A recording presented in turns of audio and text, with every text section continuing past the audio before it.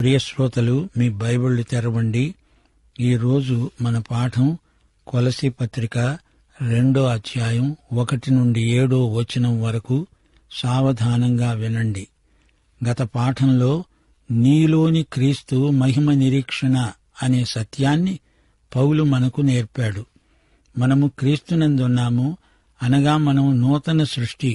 పరిశుద్ధాత్మ మనలను క్రీస్తులోకి తెస్తున్నాడు. మనము క్రీస్తులోకి బాప్తిస్మం పొందుతున్నాము. క్రీస్తు శరీరంలో అవయవములే విశ్వాసులందరూ. సంఘ శరీరంలోకి వచ్చిన వారమై మనము ఒకరికొకరము అవయవములమవుతున్నాము. మనము క్రీస్తునే ప్రకటిస్తున్నాము. యేసుక్రీస్తే సువార్త. 1 యోహాను 1 అధ్యాయం 1-2 వచనాలు. జీవవాక్యమును గూర్చినది, ఆది నుండి ఏది ఉన్నదో, మేము ఏది విన్నామో, కన్నులార ఏది చూచామో, ఏది నిదానించి కనుగొన్నామో, మా చేతులు దేనిని తాకి చూచాయో అది మీకు తెలియచేస్తున్నాము. ఆ జీవము ప్రత్యక్షమైంది. తండ్రి వద్ద ఉండి మాకు ప్రత్యక్షమైన ఆ నిత్య జీవమును మేము చూచి ఆ జీవమును గూర్చి సాక్ష్యమిస్తూ దానిని మీకు తెలియపరుస్తున్నాము. యోహాను చూచింది క్రీస్తునే. క్రీస్తు నీకు ఉన్నాడా లేదా? అదే అసలైన సిసలైన ప్రశ్న. యేసుక్రీస్తు తన మరణ పునరుత్థానముల ద్వారా చేసింది, ఇక ముందు చెయ్యబోయేది, ఇదంతా కలిసి సువార్త అవుతుంది. ప్రతి మనుష్యునికి బుద్ధి చెబుతూ ప్రతి మనుష్యునికి బోధిస్తున్నాము. సమస్త విధములైన జ్ఞానముతో మేము క్రీస్తును ప్రకటిస్తున్నాము. పాపులను రక్షించాలి, రాబోయే ఉగ్రత నుండి వారిని తప్పించాలి. అందరూ దేవుని కృపలో ఎదగాలి. క్రీస్తు శరీరమందు అందరూ నమ్మకమైన అవయవములై పనిచెయ్యాలి. స్థానిక సంఘముల ద్వారా వారు క్రీస్తునందు సేవ చేయడానికి వారిని ప్రోత్సహించాలి. ప్రతి వ్యక్తి క్రీస్తు యేసునందు సంపూర్ణుడై నిలువబడాలి. ఇదే సువార్త సేవలోని పరమార్థం. సరే, ఇప్పుడు 2వ అధ్యాయంలో లోతైన సత్యాలు మనం నేర్చుకుంటాం. నిరర్ధకమైన తత్వజ్ఞానాలకు క్రీస్తే జవాబు. మతాచారాలు కాదు, క్రీస్తే మనకు ముఖ్యం. మన శిరస్సు, మన హృదయం, ఈ రెండిటికీ క్రీస్తే దేవుడు, ప్రభువు. క్రైస్తవం ఒక వేదాంతం కాదు. క్రైస్తవం మతాచారాల సమాహారం కాదు. యేసే జీవజలం. ఈ జీవజలాన్ని ఆవిరిగా మార్చకండి, లేదా గడ్డగట్టిపోయిన మంచు ముక్కగా చేయకండి.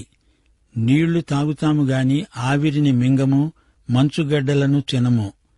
వేదాంతము వద్దు, మతాచారాలు వద్దు. క్రీస్తే క్రైస్తవం, క్రైస్తవం క్రీస్తే. చక్కని కల్లబుల్లి మాటలు చెప్పి అమాయకులను మోసపరుస్తున్నారు. యోగ్య ప్రవర్తన, స్థిర విశ్వాసము మనకు కావాలి.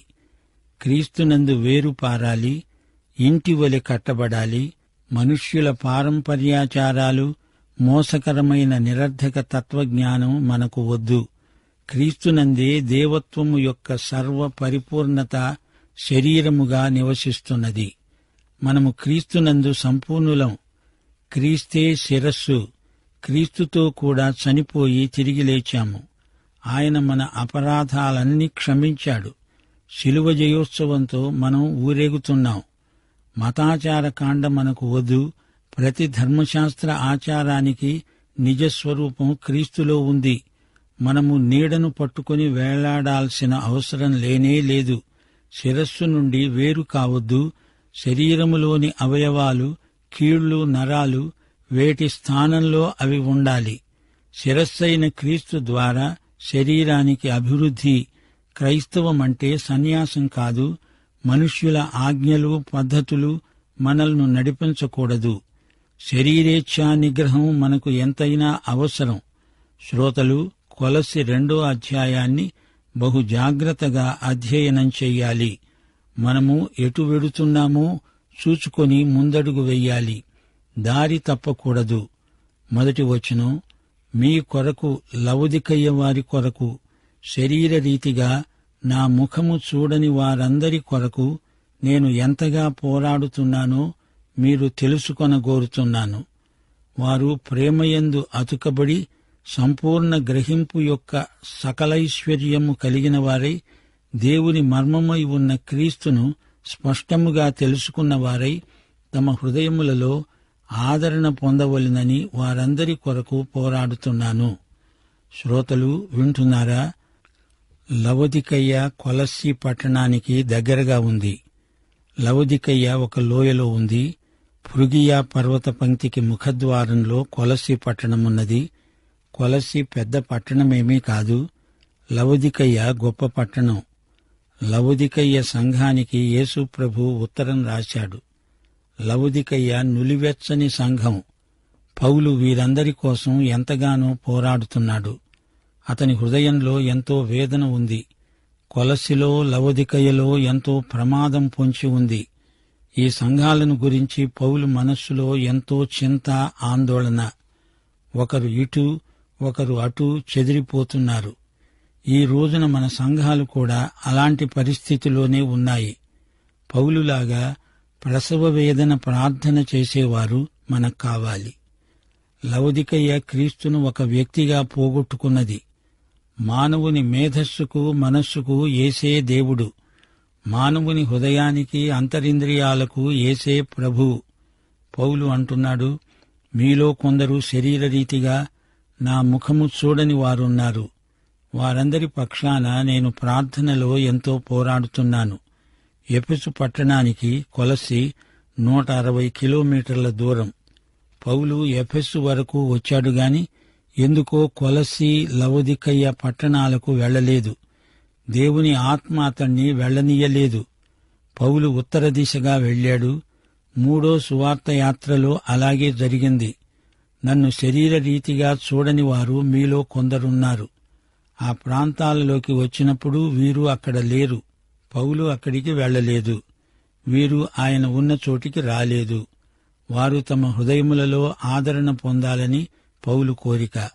హృదయము అంటే వారి అంతర్గతం అని అర్థం. హృదయం మానవీయ వ్యక్తిత్వానికి సంకేతం. వారందరూ పూర్తిగా ఆదరణ పొందాలని పౌలు అభిలాష. వారు ప్రేమయందు అతకబడాలి. అనగా ప్రేమ వారిని సమైక్యపరుస్తుంది. భక్తి ఉన్నంత మాత్రాన సరిపోదు. ఒకరికొకరు ఏమేమో ఇచ్చి పుచ్చుకున్నంత మాత్రాన చాలదు. ఆధ్యాత్మికత ఇలాంటి వాటికి పరిమితం కాదు. వారు ఒకరికొకరు అతకబడాలి. అలా చేయగల శక్తి ప్రేమకే ఉంది. సంపూర్ణ గ్రహింపు యొక్క సకలైశ్వర్యము కలిగిన వారై ఉండాలి. సంపూర్ణమైన అవగాహన, నిశ్చయత, అనగా పూర్తిగా తెరచాప ఎత్తేశారు. విశ్వాసులు ఆధ్యాత్మికంగా ప్రయాణ మధ్యంలో నడి సముద్రంలో ఉన్నారు. ముందుకు సాగిపోతున్నారు. ఇదే వారికున్న సకలైశ్వర్యం. అంతేకాదు, దేవుని మర్మమై ఉన్న క్రీస్తును స్పష్టముగా తెలుసుకున్నవారు, అనగా తండ్రిని, క్రీస్తును బాగా ఎరిగినవారు. తండ్రి కుమారుల విషయము బాగా స్పష్టముగా తెలుసుకున్నవారు. దేవుని మర్మము అనగా క్రీస్తు మర్మమే. సంఘమే ఒక మర్మము. పాత నిబంధనలో ఈ మర్మము బయలుపరచబడి ఉండలేదు. దేవుడు అన్యులను రక్షించబోతున్నాడు. పాత నిబంధనలో ఇది దేవుడు ప్రవచన రీతిగా చూపాడు. అప్పుడు కూడా కొందరు రక్షించబడిన వారున్నారు. అయితే పెంతెకొస్తునాడు దేవుడు ఈ మర్మాన్ని పూర్తిగా బయలుపరిచాడు. దేవుడొక నూతన క్రియ చేశాడు. సంఘమనే శరీరంలోనికి దేవుడు రకరకాల ప్రజలను రమ్మని పిలిచాడు. వారు దేవుని ఆత్మచేత బాప్తిసం పొందారు. క్రీస్తు శరీరంలోకి వచ్చారు. 1 కొరింథీ 12:12 ఇదే మాట అంటోంది.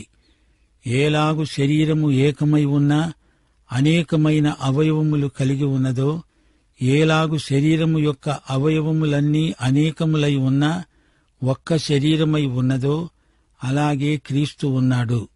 యేసుక్రీస్తు ఈ భూమి మీద నడిచినప్పుడు ఆయనకు భౌతిక శరీరమున్నది.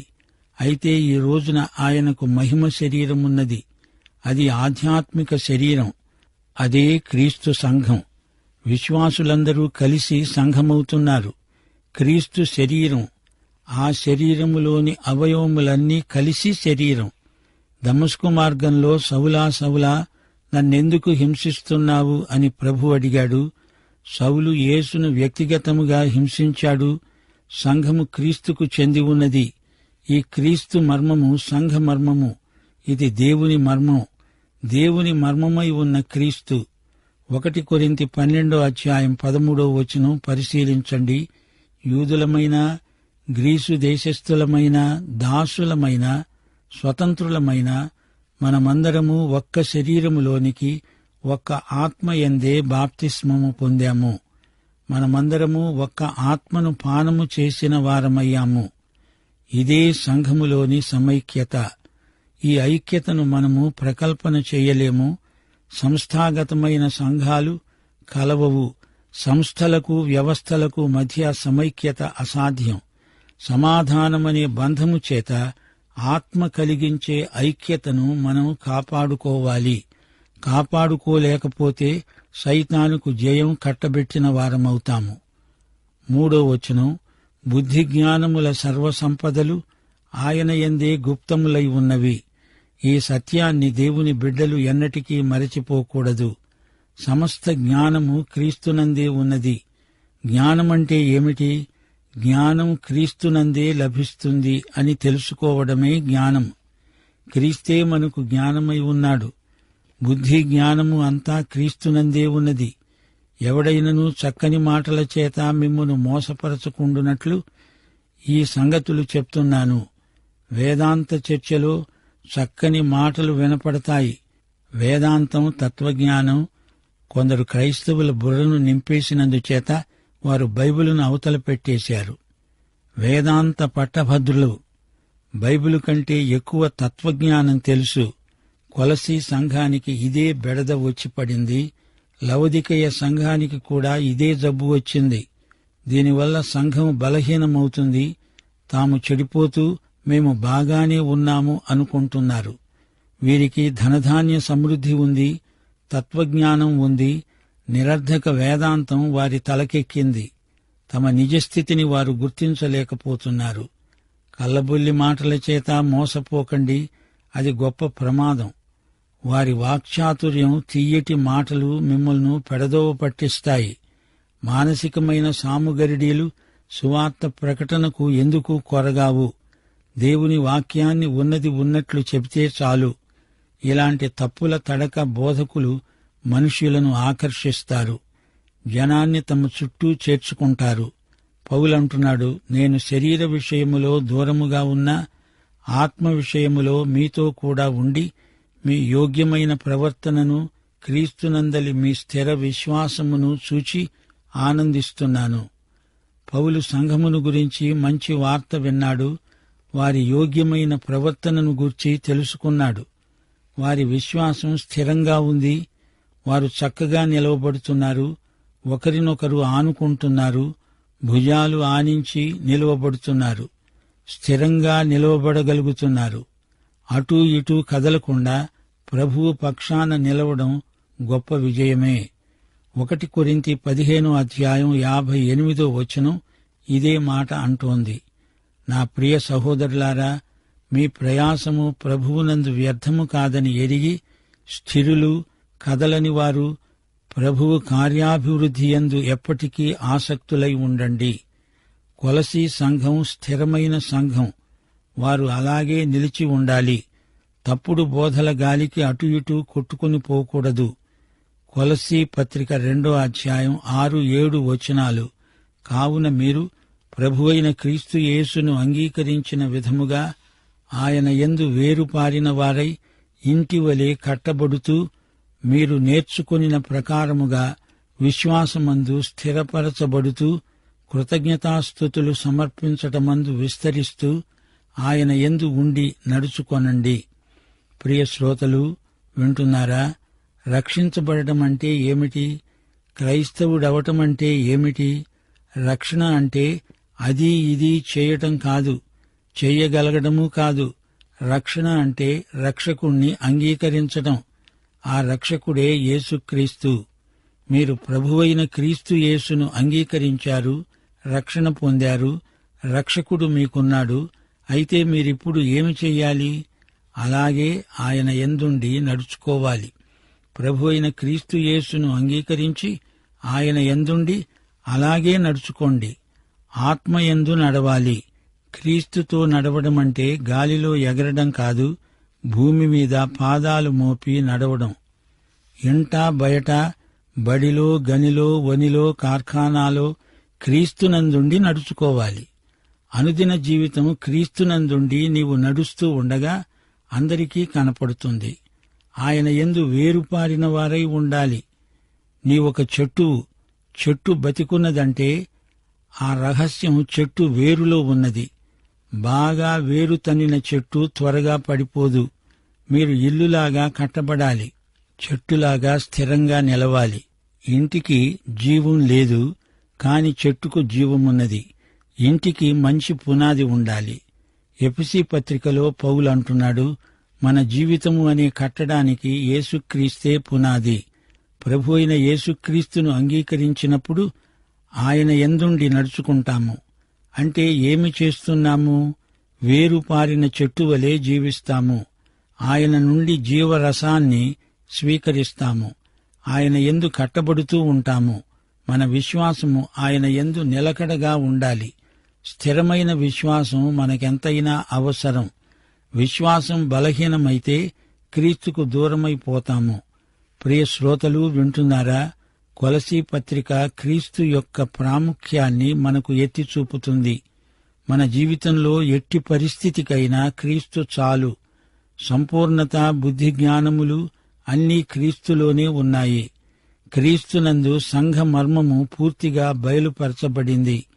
ఈ పత్రిక అంతటిలో మొదటి అధ్యాయంలో 8వ వచనంలో మాత్రం ఒక్కసారే పరిశుద్ధాత్మ పేర్కొనబడడం విశేషం. ఎపఫ్రా ఆత్మయందలి మీ ప్రేమను మాకు తెలిపినవాడు.